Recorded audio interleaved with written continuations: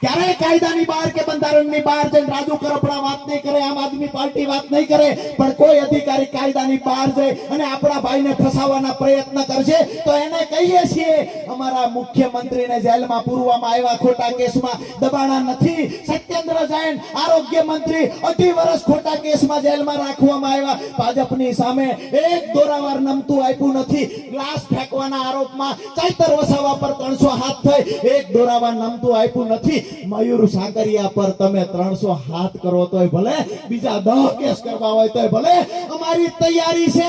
જો ચૂંટણી આવી હોત તો જેલમાં બેઠા બેઠા મયુર સાકરિયાને ધારાસભ્ય બનાવવાની તૈયારી હતી. તમે એવું માનો છો કે આને જેલમાં પૂરી દઈશું એટલે અવાજ દબાઈ જશે? તમામ ખેડૂતો દબાશે, કોઈ સમાજ દબાશે, માલધારી સમાજ દબાશે. જે લોકો આવો વહેમ રાખીને નીકળ્યા છે એ લોકોને કહીએ છીએ દબાવવાનો વારો ભાજપનો, ભાજપના નેતાઓનો આવ્યો છે.